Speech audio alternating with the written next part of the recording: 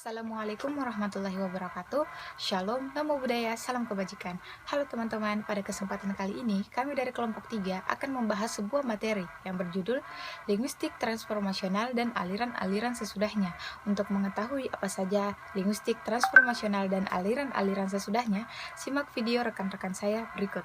Baik, terima kasih atas kesempatan yang diberikan. Perkenalkan, saya atas nama Muhammad Rafli Romaludin, NIM 20050020208. Baik, saya akan membahas tentang tata bahasa transformasi. Dapat dikatakan, tata bahasa transformasi lahir dengan terbitnya buku Noam Chomsky yang berjudul Syntactic Structure pada tahun 1957.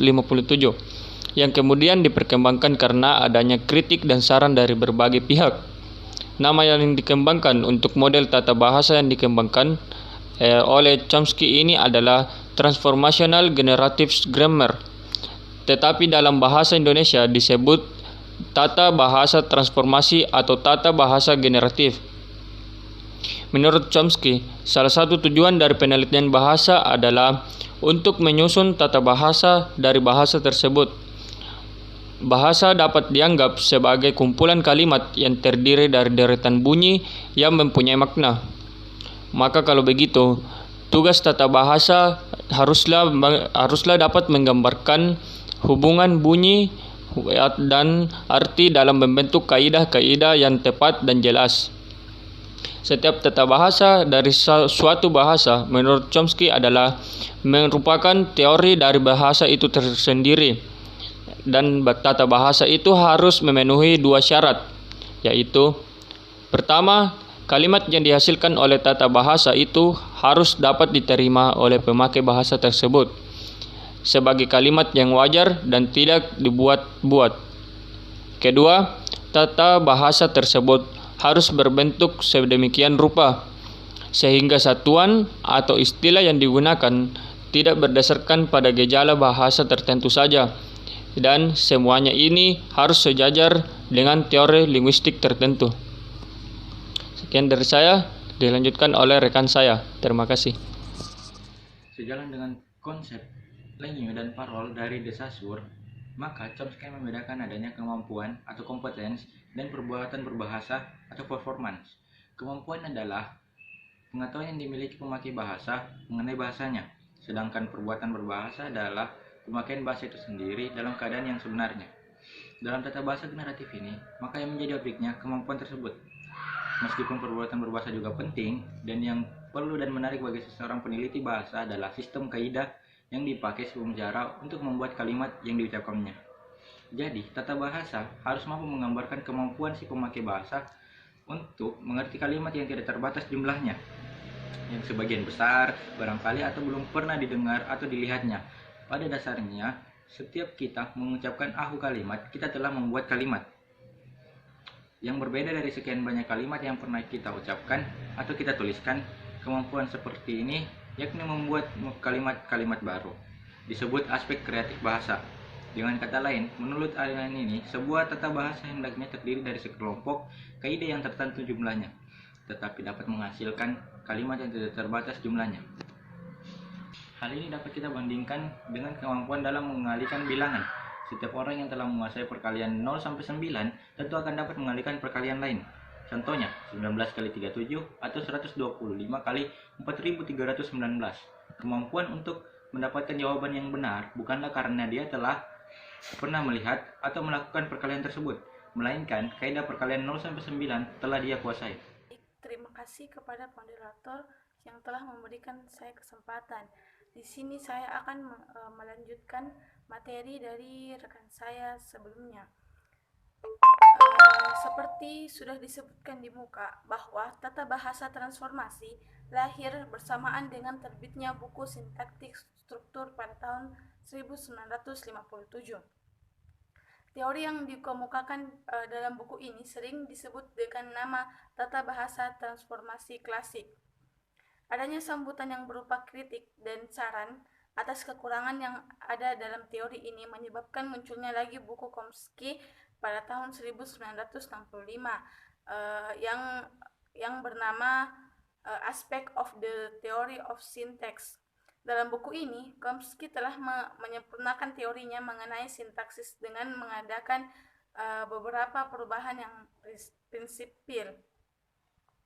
Teori dalam buku versi 1965 ini dikenal dengan nama standar teori. Kemudian dalam tahun 1972 diperkembangkan lagi dan diberi nama Extended Standard Theory, yang kemudian pada tahun 1975 direvisi lagi dan diberi lagi nama Revised Extended Standard Theory. Terakhir tentang tata bahasa transformasi ini direvisi lagi, tetapi apa yang disebut dengan Government and Bidding Theory. Sekian dan dari saya. Wassalamualaikum warahmatullahi wabarakatuh. Assalamualaikum warahmatullahi wabarakatuh. Perkenalkan, nama saya Nurinaya. Saya akan melanjutkan materi kelompok kami. Tata bahasa dari setiap bahasa seperti tampak pada bagan tersebut terdiri dari 3 komponen, yaitu komponen sintaksis, komponen semantik, dan komponen fonologis.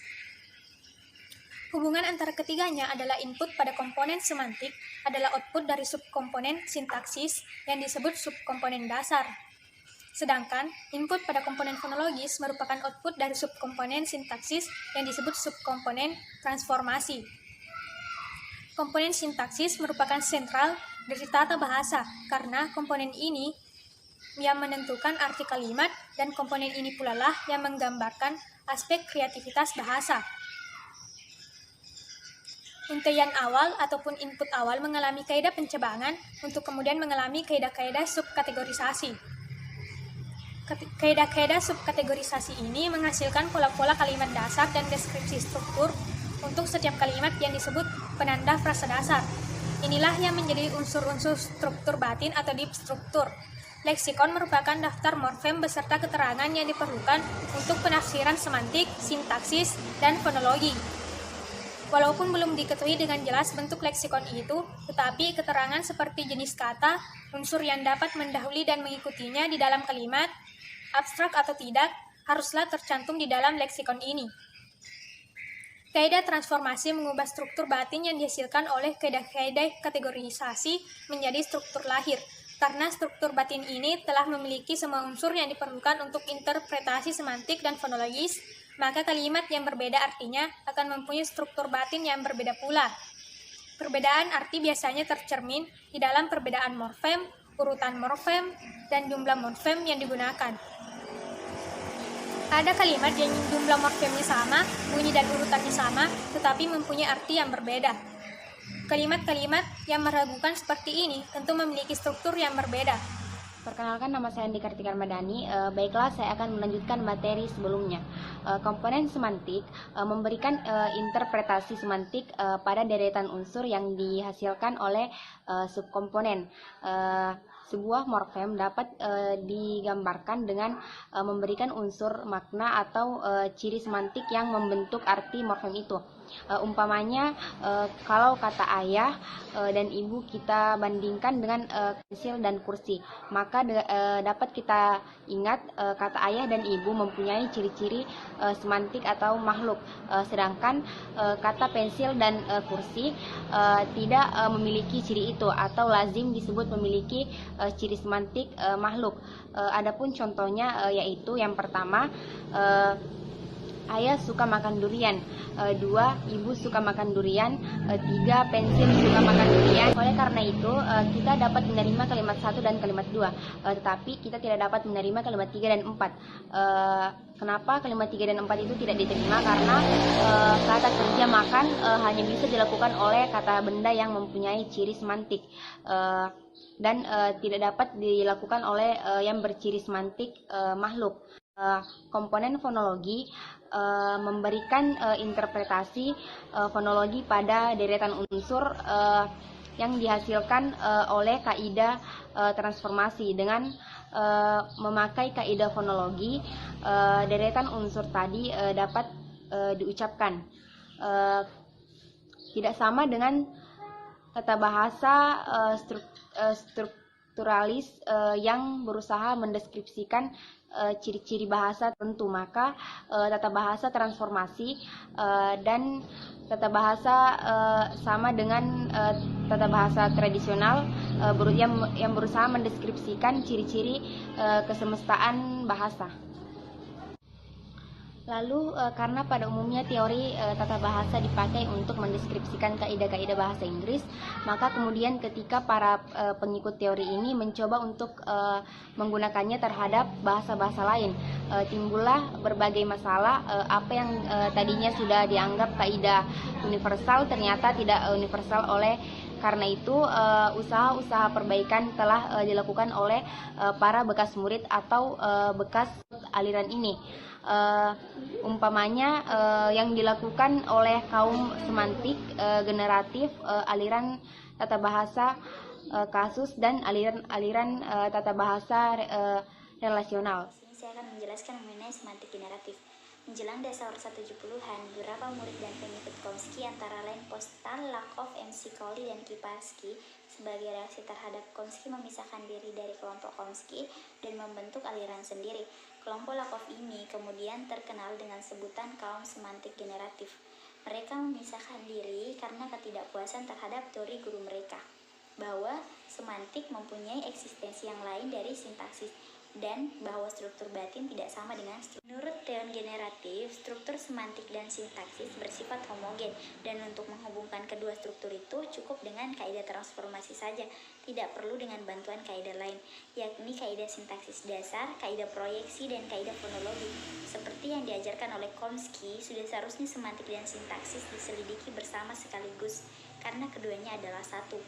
Struktur semantik serupa dengan struktur logika, berupa ikatan tidak berkala antara predikat dengan seperangkat argumen dalam suatu proposisi.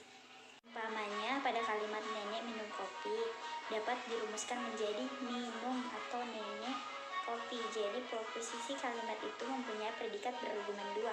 Kalimat nenek marah adalah kalimat yang mempunyai predikat yang berargumen satu, yaitu marah. Bismillahirrahmanirrahim. Assalamualaikum warahmatullahi wabarakatuh. Perkenalkan, nama saya Andi Muhammad Aksal. Sebelumnya terima kasih atas kesempatan yang diberikan. Baiklah, saya akan melanjutkan materi yang sebelumnya dipaparkan oleh teman kelompok saya. Baiklah, langsung saja.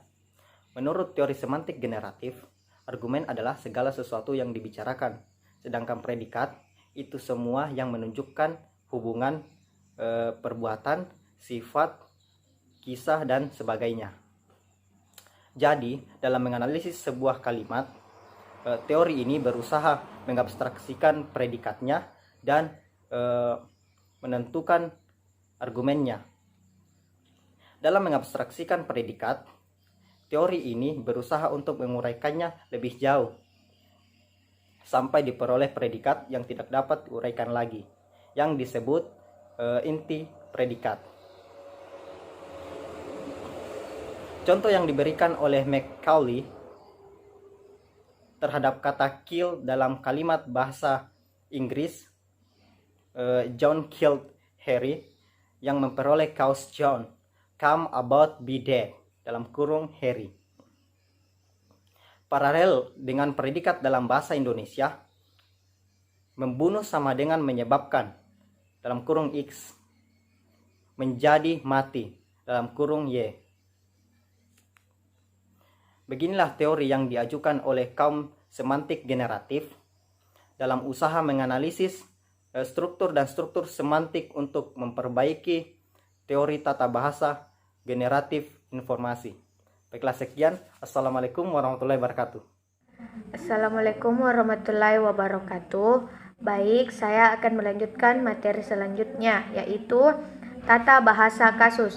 Tata bahasa kasus atau teori kasus pertama kali diperkenalkan oleh Charles J. Fillmore dalam karangannya yang berjudul The Case for Case tahun 1968 yang dimuat dalam buku Batch E dan R Harm Universal in Linguistic Theory. Dalam karangannya yang terbit dalam tahun 1968 itu, Fillmore berbagi kalimat atas modalitas yang bisa berupa unsur negasi, kala, aspek, dan adverbia dan proposisi yang terdiri dari sebuah verba disertai dengan sejumlah kasus. Yang dimaksud dengan kasus dalam teori ini adalah hubungan antara verba dan nomina. Verba di sini sama dengan predikat, sedangkan nomina sama dengan argumen dalam teori semantik generatif. Hanya argumen dalam teori ini diberi label khusus. Misalnya dalam kalimat bahasa Inggris, John opened the door with the key. Argumen 1. John berkasus pelaku. Argumen 2. Door berkasus tujuan. Dan key argumen berkasus 3. Terima kasih. Assalamualaikum. Materi kali ini yaitu dalam teori tahun 1968, Fillmore tidak membatasi jumlah kasus itu, tetapi dalam versi 1971 dibatasi atas kasus agent, experiencer, object, means, source, goal, and referential. Yang dimaksud dengan agent adalah pelaku perbuatan atau yang melakukan suatu perbuatan seperti perbuatan makan, menendang, dan membawa. Yang dimaksud dengan experiencer adalah yang mengalami peristiwa psikologi, seperti saya dan dia dalam kalimat saya tahu dan dia merasa takut. Objek adalah sesuatu yang dikenai perbuatan atau yang mengalami suatu proses seperti bola dan rumah dalam kalimat Dika menendang bola dan Pak Lurah membangun rumah. Yang dimaksud dengan source adalah keadaan, tempat, atau waktu yang sudah, seperti Bandung dalam kalimat bus itu datang dari Bandung. Goal adalah keadaan, tempat, atau waktu yang kemudian, seperti guru dalam kalimat dia mau jadi guru. Sedangkan referensial adalah acuan, seperti Husin dalam kalimat Husin temanku. Dari uraian di atas dapat kita lihat adanya persamaan antara teori semantik generatif dengan teori, yaitu sama-sama menumpukan teorinya pada predikat atau verba. Sekian.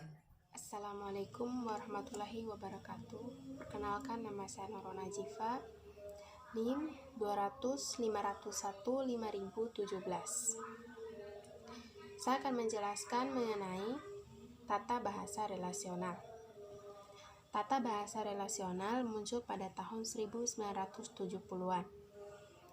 Sebagai tantangan langsung terhadap beberapa asumsi yang paling mendasar dari teori sintaksis yang dicanangkan oleh aliran tata bahasa transformasi. Tokoh-tokoh aliran ini antara lain David M. Perlmutter dan Paul M. Postal. Buah pikiran mereka tentang tata bahasa ini dapat dibaca dalam karangan mereka, antara lain Lectures on Relational Grammar 1 1983.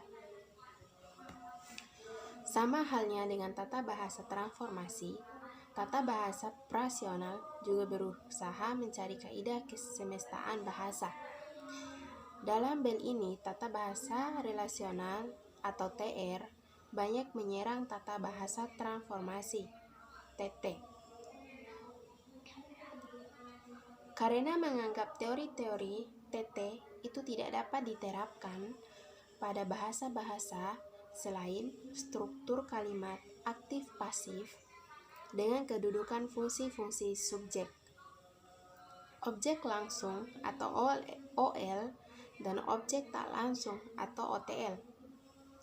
Menurut teori tata bahasa relasional, setiap struktur klausa terdiri dari jaringan relasional, yaitu relational network yang melibatkan 3 macam maujud entity, yaitu yang pertama, seperangkat simpati nodes yang menampilkan elemen-elemen di dalam suatu struktur. Yang kedua, seperangkat tanda relasional relational STGN yang merupakan nama relasi gramatikal yang disandang oleh elemen-elemen itu dalam hubungan dengan elemen lain. Yang ketiga, seperangkat koordinates yang dipakai untuk menunjukkan pada tataran yang manakah elemen-elemen itu menyandang relasi gramatikal tertentu terhadap elemen yang lain. Sekian materi yang bisa saya paparkan. Wassalamualaikum warahmatullahi wabarakatuh.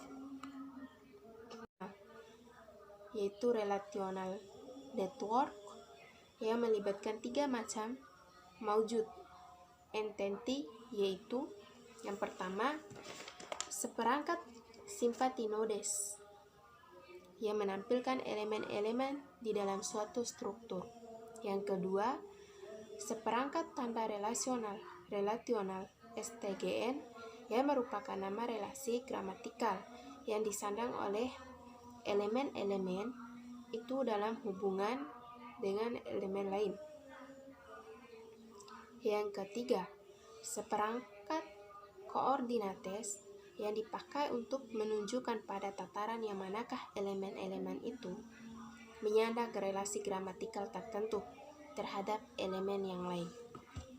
Sekian materi yang bisa saya paparkan. Wassalamualaikum warahmatullahi wabarakatuh. Baiklah, itulah tadi pemaparan materi yang telah disampaikan oleh rekan-rekan kelompok saya.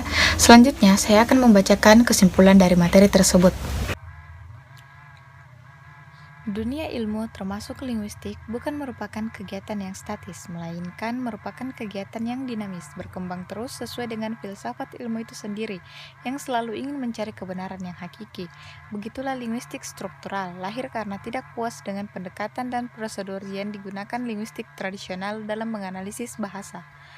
Sekian puluh tahun, linguistik struktural digandrungi sebagai satu-satunya aliran yang pantas diikuti dalam menganalisis bahasa. Walaupun model struktural itu pun tidak hanya satu macam. Kemudian, orang merasa bahwa model struktural juga banyak kelemahannya, sehingga orang mencoba merevisi model struktural itu di sana dan di sini, sehingga lahirlah aliran yang agak berbeda meski masih banyak persamaannya dengan model struktural semula. Perubahan total terjadi dengan lahirnya linguistik transformasional yang mempunyai pendekatan dengan cara yang berbeda dengan linguistik struktural. Namun, kemudian, model transformasional ini pun dirasakan orang banyak kelemahannya, sehingga orang membuat model lain pula yang dianggap lebih baik.